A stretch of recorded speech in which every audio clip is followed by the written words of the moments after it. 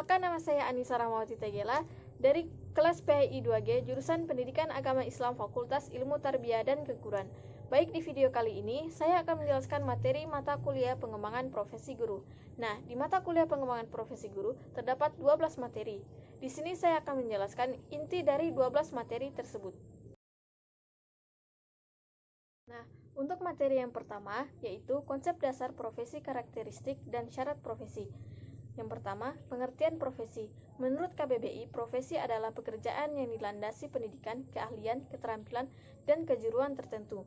Profesi merupakan suatu pekerjaan yang tertentu yang menuntut persyaratan khusus dan istimewa, sehingga meyakinkan dan memperoleh kepercayaan pihak yang memerlukannya.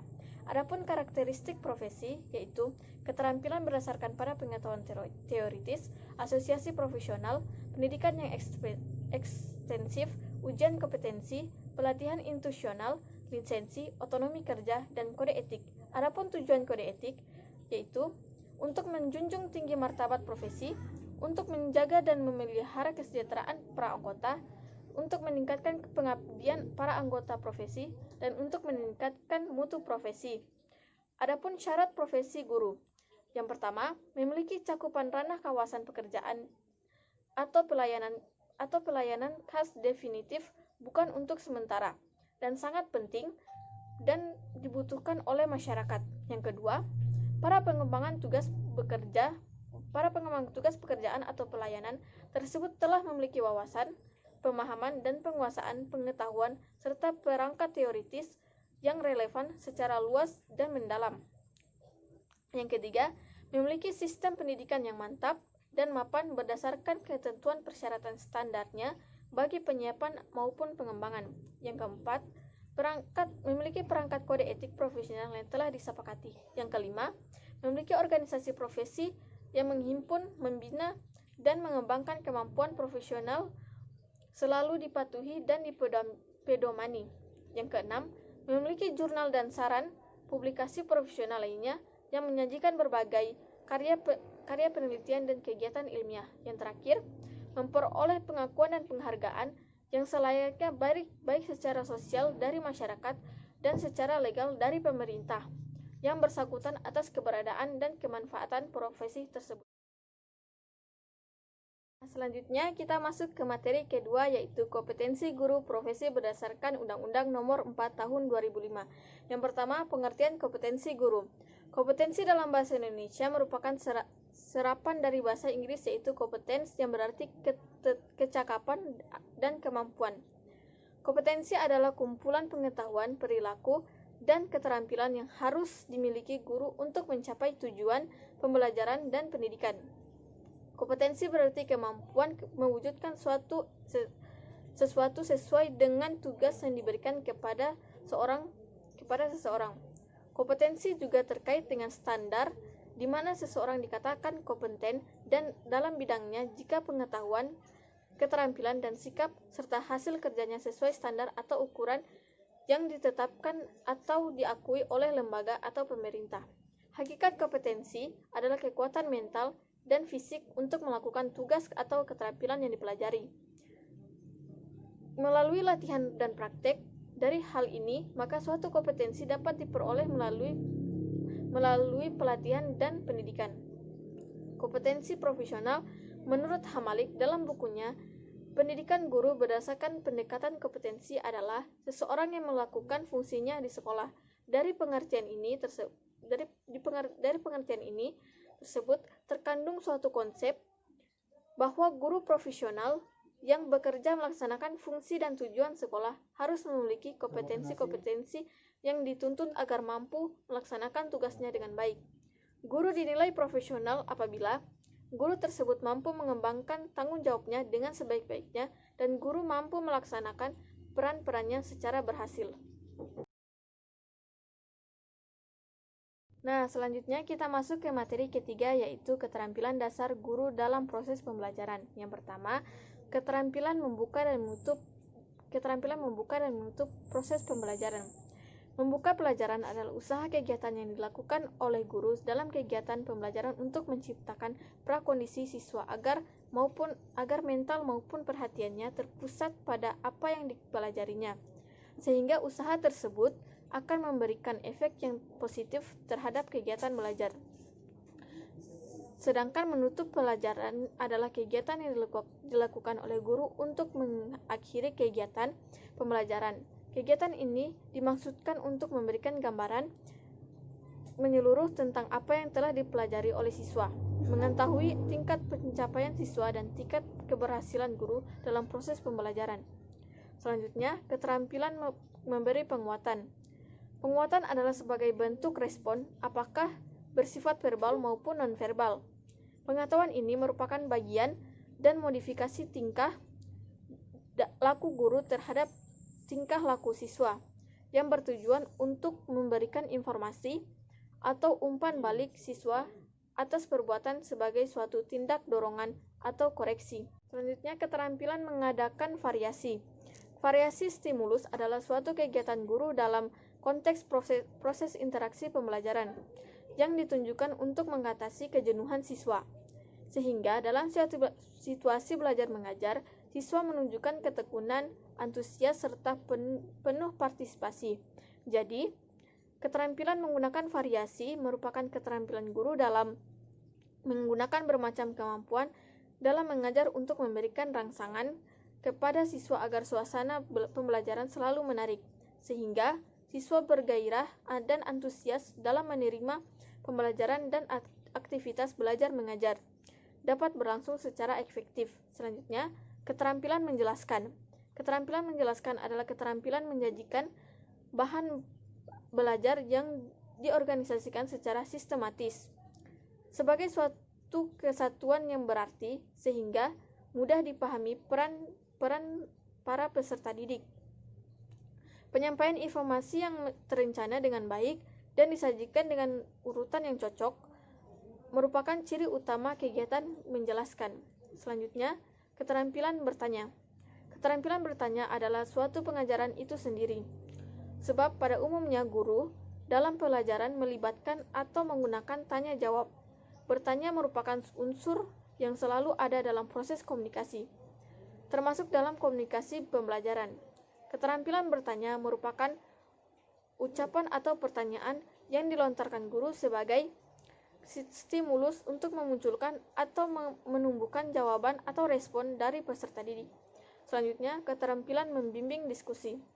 Diskusi adalah suatu proses belajar yang dilakukan dalam kerja sama kelompok, bertujuan memecahkan suatu permasalahan, mengkaji konsep, prinsip atau kelompok tertentu. Untuk itu, guru memiliki peran sangat penting sebagai pembimbing agar proses diskusi dapat berlangsung sesuai dengan tujuan pembelajaran. Oke, selanjutnya kita masuk ke materi keempat, yaitu seni berkomunikasi. Pengertian seni komunikasi. Seni komunikasi berarti kesenian untuk berbicara baik yang dicapai berdasarkan bakat atau keterampilan teknis. Sekarang ini, retorika diartikan sebagai kesenian untuk berbicara baik yang dipergunakan dalam proses komunikasi antar manusia. Kesenian berbicara ini bukan hanya berarti berbicara lancar tanpa jalan pikiran yang jelas dan tanpa isi, melainkan suatu kemampuan untuk berbicara atau berpidato secara singkat, jelas, dan mengesankan. Retorika modern mencakup ingatan yang kuat dan daya kreasi dan fantasi yang tinggi, teknik pengungkapan yang tepat, dan daya pembuktian serta penilaian yang tepat. Adapun teknik berkomunikasi yang baik sangat kita perlukan. Dengan melakukan komunikasi yang baik, maka orang lain akan sangat nyaman dan akan selalu membutuhkan keberadaan kita. Banyak cara kita untuk membuat orang tertarik dengan kita, atau bahkan sangat menghargai kita. Salah satunya adalah dengan teknik berkomunikasi yang baik. Selain itu juga, akan semakin mudah untuk mendapatkan informasi yang kita butuhkan dari lawan bicara kita jika cara berkomunikasi kita baik. Adapun cara mengembangkan seni komunikasi yang baik, yaitu yang pertama, menyimak dengan seksama, yang kedua, memahami makna sebuah pesan, yang ketiga, mengenal gaya komunikasi, yang keempat, memilih saat yang tepat, dan yang terakhir, memberi apresiasi. Nah, selanjutnya kita masuk ke materi kelima, yaitu kode etik profesi guru dan organisasi asosiasi keprofesian. Yang pertama, pengertian kode etik. kode etik guru. Secara harfiah, kode artinya aturan dan etik artinya kesopanan, tata susila atau hal-hal yang berhubungan dengan kesusilaan dalam mengerjakan suatu pekerjaan. Pengertian kode etik guru Indonesia adalah norma dan ada yang disepakati dan diterima oleh guru-guru Indonesia sebagai pedoman sikap dan perilaku dalam melaksanakan tugas dan profesi sebagai pendidik, anggota masyarakat dan warga negara. Yang kedua, pengertian organisasi asosiasi keprofesian. Organisasi asosiasi keprofesian adalah suatu wilayah perkumpulan yang orang-orang memiliki suatu keahlian khusus yang merupakan ciri-ciri khas dari bidang keahlian tertentu. Ikatan ciri khas karena bidang pekerjaan tersebut diperoleh bukan serta-merta secara kebetulan oleh sembarang orang, tetapi diperoleh melalui suatu jalur khusus. Boleh jadi melalui perguruan tinggi atau melalui penekunan secara sistematis dan mendalam. Selanjutnya, isi dan tujuan kode etik guru dan organisasi asosiasi keprofesian. Yang pertama, isi kode etik guru adalah sebagai berikut, yaitu guru berbakti dalam membimbing anak didik guna membentuk generasi Indonesia yang seutuhnya yang berjiwa Pancasila. Yang kedua, guru memiliki dan melaksanakan kejujuran profesional. Yang ketiga, guru berusaha mendapatkan informasi tentang anak didiknya sebagai alat untuk membina dan membimbing. Yang keempat, guru menjaga hubungan baik dengan orang tua wali maupun dengan masyarakat sekitar untuk membina peran serta dan rasa tanggung jawab bersama terhadap pendidikan. Guru bersama-sama menjaga dan meningkatkan kualitas organisasi PGRI sebagai wadah perjuangan dan pengabdian. Yang terakhir, guru menjalankan segala kebijakan pemerintah dalam bidang pendidikan. Selanjutnya, fungsi dan tujuan kode etik profesi guru dan organisasi asosiasi keprofesian. Yang pertama, fungsi dan tujuan kode etik profesi guru. Adapun fungsinya itu agar guru memiliki pedoman dan arah yang jelas dalam melaksanakan tugasnya, sehingga terhindar dari penyimpangan profesi. Yang kedua, agar guru bertanggung jawab pada profesinya. Yang ketiga, agar profesi guru terhindar dari perpecahan dan pertentangan internal. Yang keempat, agar guru mampu meningkatkan kualitas dan kinerja masyarakat sehingga jasa profesi guru diakui dan digunakan oleh masyarakat sebagai profesi yang membantu dalam memecahkan masalah dan mengembangkan diri. Yang kelima, agar profesi guru terhindar dari campur tangan profesi lain dan pemerintah secara kurang profesional. Adapun tujuan kode etik profesi guru yaitu yang pertama, untuk menjunjung tinggi martabat profesi. Yang kedua, untuk menjaga dan memelihara kesejahteraan para anggota. Yang ketiga, untuk meningkatkan pengabdian para anggota profesi. Yang keempat, untuk meningkatkan mutu profesi. Adapun fungsi dan tujuan organisasi asosiasi keprofesian. Yang pertama, sarana komunikasi silaturahmi dengan guru sekaligus sebagai pusat informasi tentang pembelajaran dan pendidikan. Yang kedua, sebagai wadah pembinaan dan peningkatan kualitas pembelajaran pendidikan. Yang ketiga, mitra pemerintah dan perguruan dalam peningkatan kualitas pembelajaran pendidikan. Yang keempat, sebagai sarana untuk melakukan perubahan-perubahan dan inovasi pendidikan sekolah-sekolah ke arah lebih baik. Adapun kebijakan pemerintah mengenai organisasi asosiasi keprofesional dalam Undang-Undang Nomor 14 Tahun 2005 Pasal 7 Ayat 1 disebutkan bahwa guru harus memiliki organisasi profesi yang mempunyai kewenangan mengatur hal-hal yang berkaitan dengan tugas keprofesian guru. Sedangkan dalam Pasal 41 Ayat 3 dipaparkan bahwa guru wajib menjadi anggota organisasi profesi. Ini berarti setiap guru Indonesia harus tergabung dalam suatu organisasi yang berfungsi sebagai wadah usaha untuk membawakan misi dan menetapkan profesi guru. Di Indonesia, organisasi disebut dengan Persatuan Guru Republik Indonesia atau PGRI. Nah, selanjutnya kita masuk ke materi ke-6, yaitu pengembangan profesi kepribadian guru kemampuan profesional. Yang pertama, pengertian kepribadian guru. Kepribadian adalah karakter dan identitas yang berarti sifat hakiki individu yang tercermin pada sikap dan perbuatannya, yang membedakan dirinya dengan orang lain. Selanjutnya, profesionalisme guru. Profesionalisasi menunjukkan pada proses peningkatan kualifikasi maupun kemampuan para anggota profesi dalam mencapai kriteria yang standar dalam penampilan sebagai suatu profesi. Berdasarkan Undang-Undang Nomor 14 Tahun 2005 tentang Guru dan Dosen, Pasal 10 Ayat 1 menyebutkan bahwa ciri-ciri seorang guru profesional adalah mempunyai setiap kompetensi-kompetensi. Adapun kompetensinya yaitu kompetensi profesional, kompetensi pedagogik, kompetensi kepribadian, dan kompetensi sosial. Adapun 6 tugas dan tanggung jawab guru dalam mengembangkan profesi tersebut, yaitu guru bertugas sebagai pengajar, yang kedua, guru bertugas sebagai pembimbing, dan yang ketiga, guru bertugas sebagai administrator kelas, yang keempat, guru bertugas sebagai pengembang kurikulum, yang kelima, guru bertugas untuk mengembangkan profesi, dan yang terakhir, guru bertugas untuk membina hubungan dengan masyarakat. Adapun sikap profesional guru. Guru profesional akan tercermin dalam penampilan pelaksanaan tugas-tugasnya, ditandai dengan keahlian baik dalam materi maupun metode. Dengan keahlian tersebut, maka seorang guru mampu menunjukkan otonominya baik pribadi maupun sebagai pemangku profesinya. Selanjutnya kita lanjut ke materi ke-7, yaitu pemimpin pendidikan strategi pengembangan profesi guru. Yang pertama, hakikat profesionalitas guru. Profesi keguruan mempunyai tugas utama melayani masyarakat dalam dunia pendidikan. Profesionalisasi dalam bidang keguruan mengandung arti peningkatan segala daya dan usaha dalam rangka pencapaian secara optimal layanan yang akan diberikan kepada masyarakat.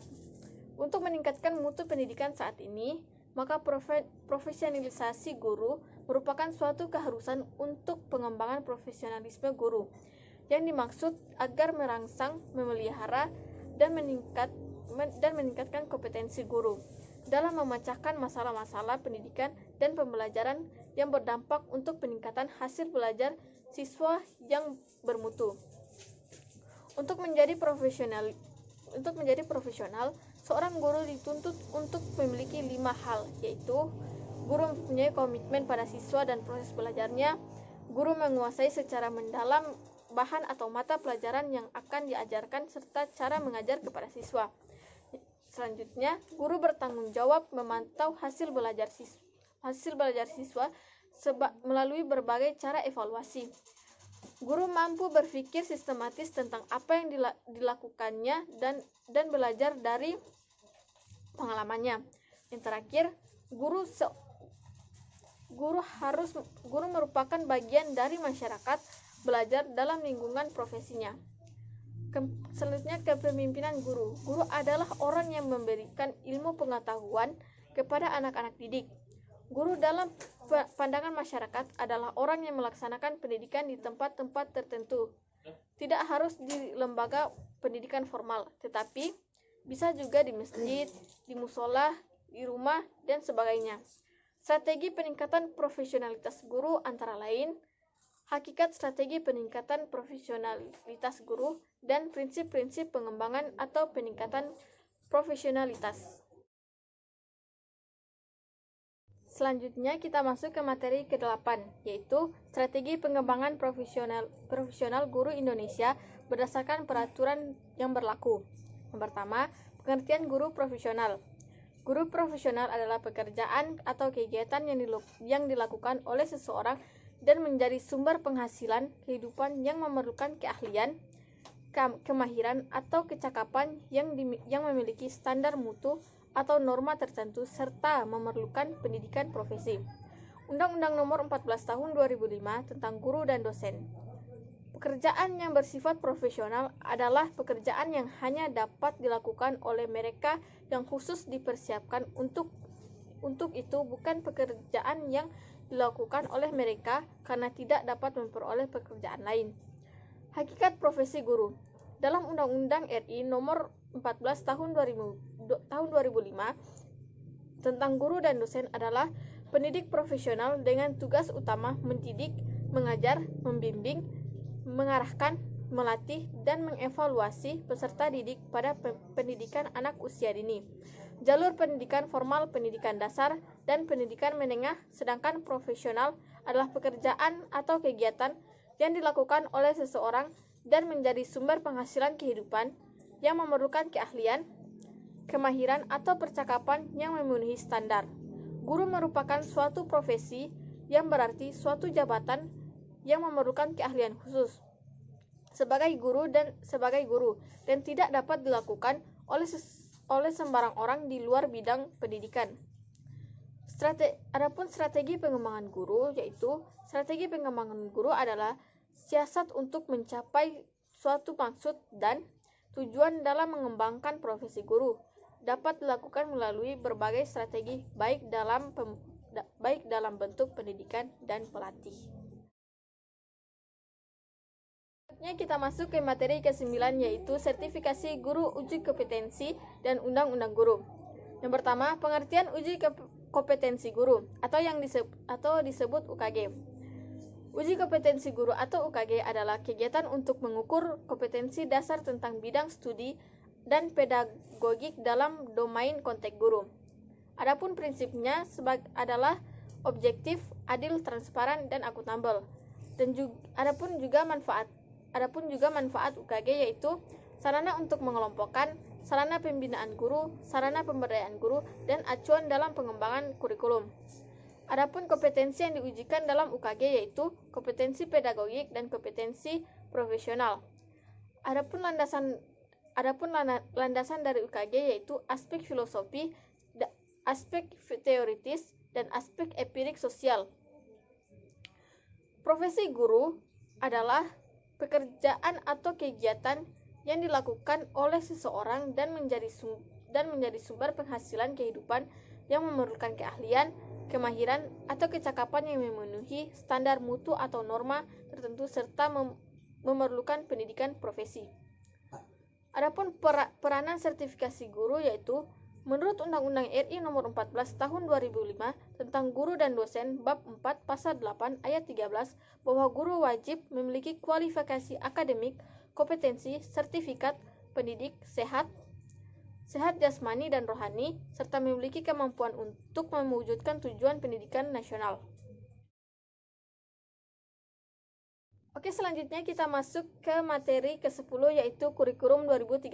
Adapun deskripsi kurikulum 2013 yaitu merupakan perangkat mata pelajaran dan program pendidikan berbasis sains yang diberikan oleh suatu lembaga penyelenggara pendidikan dengan tujuan untuk mempersiapkan lahirnya generasi emas bangsa.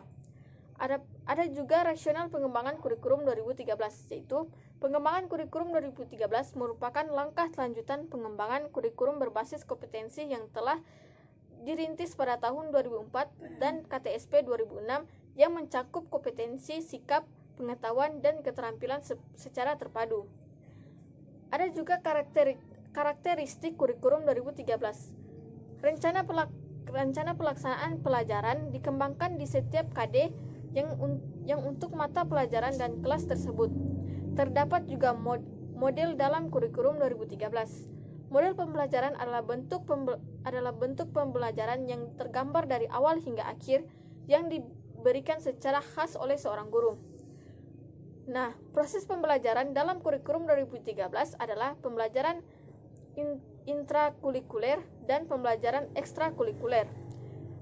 Metode pembelajaran dalam kurikulum 2013 yaitu metode pembelajaran ini adalah cara yang digunakan dalam proses pembelajaran sehingga memperoleh hasil secara optimal. Sistem penilaian dalam kurikulum 2013 adalah jenis-jenis penilaian pada kurikulum 2013 dan prinsip dan pendekatan penilaian. Adapun kelebihan dan kekurangan kurikulum 2013. Kelebihannya yaitu kurikulum 2013 menggunakan pendekatan yang bersifat ilmiah karena lebih fokus serta bermuara pada hakikat peserta didik untuk mengembangkan berbagai kompetensi sesuai dengan kompetensi yang mereka miliki masing-masing. Nah, untuk kekurangannya yaitu pemerintah seolah melihat guru dan siswa memiliki kapasitas yang sama. Dalam kurikulum 2013, guru juga tidak pernah dilibatkan langsung dalam proses pengembangan kurikulum 2013. Nah, selanjutnya kita masuk ke materi ke-11 yaitu memahami konsep kurikulum 2013. Pengertian kurikulum menurut Undang-Undang Nomor 2 Tahun 1989 tentang Sistem Pendidikan Nasional dalam Pasal 1-9 USPN menyatakan bahwa kurikulum adalah seperangkat rencana dan pengaturan mengenai isi dan bahkan pelajaran serta cara yang digunakan sebagai pedoman penyelenggaraan kegiatan belajar mengajar. Adapun fungsi kurikulum dalam rangka mencapai tujuan dalam pendidikan tidak lain merupakan alat untuk mencapai tujuan pendidikan itu sendiri. Dalam hal ini dianalogikan sebagai alat untuk membentuk sumber daya manusia yang sesuai dengan tujuan yang diharapkan oleh bangsa. Nah, pengertian kurikulum 2013 adalah kurikulum terbaru yang diluncurkan oleh Departemen Pendidikan Nasional mulai tahun 2013 ini sebagai bentuk pengembangan diri kurikulum 2006 atau kurikulum tingkat satuan pendidikan yang mencangkup kompetensi sikap, pengetahuan, dan keterampilan secara terpadu. Nah, konsep yang digunakan dalam kurikulum 2013 adalah dalam kurikulum 2013 ini adalah keseimbangan antara hard skill dan soft skill, dimulai dari standar kompetensi lulusan, standar isi, standar proses, dan standar penilaian. Nah, tujuan kurikulum 2013 adalah merupakan langkah lanjutan dari pengembangan kurikulum berbasis kompetensi yang dirintis pada tahun 2004 dan KTSP atau kurikulum tingkat satuan pendidikan. Nah, karakteristik kurikulum 2013 adalah setiap kurikulum memiliki karakteristik tersendiri, begitu pula untuk karakteristik dari kurikulum 2013 adalah kurikulum berbasis kompetensi. Nah, penyusunan dan pengembangan kurikulum 2013 yaitu kurikulum 2013 ini diberlakukan secara bertahap mulai tahun ajaran 2013 sampai 2014 melalui pelaksanaan terbatas khususnya bagi sekolah-sekolah yang sudah siap melaksanakannya. Selanjutnya, implementasi kurikulum 2013. Implementasi kurikulum 2013 berbasis kompetensi dan karakter harus melibatkan semua komponen, termasuk komponen-komponen sistem pendidikan itu sendiri. Nah, yang terakhir, perangkat pembelajaran kurikulum 2013. Perangkat pembelajaran dalam pembelajaran di sekolah menengah ialah elemen yang sangat penting dalam menunjang proses pembelajaran dan pendidikan. Nah, selanjutnya kita masuk ke materi yang terakhir yaitu materi ke-12 yaitu strategi pengembangan profesionalisme guru Indonesia berdasarkan peraturan yang berlaku. Yang pertama, pengembangan profesionalisasi guru. Makna profesional, profesionalisme, dan profesionalisasi. Yang pertama, profesional. Makna profesional merujuk pada dua hal. Pertama, orang yang menyandang suatu profesi. Orang yang berprofesional biasanya melakukan pekerjaan sesuai dengan keahliannya dan mengabdikan diri pada pengguna jasa dengan disertai rasa tanggung jawab atas kemampuan profesi itu. Yang kedua, kinerja atau performance seseorang dalam melakukan pekerjaan yang sesuai dengan profesinya. Selanjutnya, profesionalisme berasal dari bahasa Inggris professionalis yang secara leksikal berarti sifat profesional. Menurut Jasin Anwar, profesionalisme dapat diartikan sebagai komitmen para anggota suatu profesi untuk meningkatkan kemampuan profesinya dan terus-menerus mengembangkan strategi-strategi yang digunakan dalam melakukan pekerjaan sesuai dengan profesinya itu. Profesionalisasi merupakan proses peningkatan kualifikasi dan kemampuan para anggota penyandang suatu profesi untuk standar ideal dari penampilan atau perbuatan yang diinginkan oleh profesinya itu. Profesionalisasi mengandung makna dua dimensi utama, yaitu peningkatan status dan peningkatan kemampuan praktis. Yang kedua, profesionalisme tenaga pendidik. Tenaga pendidik adalah seorang yang patut dipatuhi atau ditiru atau diteladani kata dan perbuatannya. Motif utama menjadi tenaga pendidik bukan imbalan gaji atau kebendaan, tetapi adalah panggilan untuk mengabdi kepada Tuhan, masyarakat, dan kemanusiaan. Yang ketiga, pengembangan profesionalisme tenaga pendidik.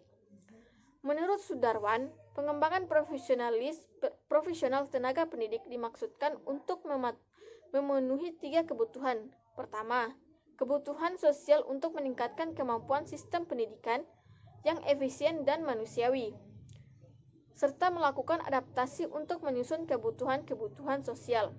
Yang kedua, kebutuhan untuk menemukan cara-cara untuk staf pendidikan dalam rangka mengembangkan pribadinya secara luas. Dengan demikian, tenaga pendidik dapat mengembangkan potensial sosial dan potensi akademik generasi muda dalam interaksi dengan alam, lingkungan. Yang ketiga, kebutuhan untuk mengembangkan dan mendorong keinginan tenaga pendidik untuk menikmati dan mendorong keinginan pribadinya, seperti halnya dia membantu peserta didiknya. Nah, selanjutnya model pengembangan guru. Yang pertama, pengembangan profesional selama pendidikan prajabatan. Dalam pendidikan prajabatan, calon guru dididik dalam berbagai pengetahuan, sikap, dan keterampilan yang diperlukan dalam pekerjaan nanti. Karena tugasnya yang bersifat unik, guru selalu jadi panutan bagi siswanya dan bahkan bagi masyarakat sekelilingnya. Oleh sebab itu, bagaimana guru bersikap terhadap pekerjaan dan jabatannya selalu menjadi perhatian siswa dan masyarakat. Yang kedua, pengembangan profesional selama dalam masa jabatan, yaitu pengembangan sikap profesional tidak terhenti apabila calon guru selesai mendapatkan pendidikan prajabatan. Banyak usaha yang dapat dilakukan dalam rangka peningkatan sikap profesional keguruan dalam masa pengabdiannya sebagai guru. Selanjutnya, strategi pengembangan profesionalitas guru. Direktorat Jenderal Pendidikan Dasar dan Menengah Departemen Pendidikan Nasional tahun 2005 menyebutkan beberapa alternatif program pengembangan profesionalisme guru sebagai berikut. Yang pertama, program peningkatan kualifikasi pendidikan guru. Yang kedua, program penyetaraan dan sertifikasi. Yang ketiga, program pelatihan terintegrasi berbasis kompetensi. Baiklah, itulah penjelasan 12 materi mata kuliah pengembangan profesi guru. Semoga bisa bermanfaat untuk teman-teman sekalian. Sekian dari saya. Wabillahi taufik wa hidayah. Wassalamualaikum warahmatullahi wabarakatuh.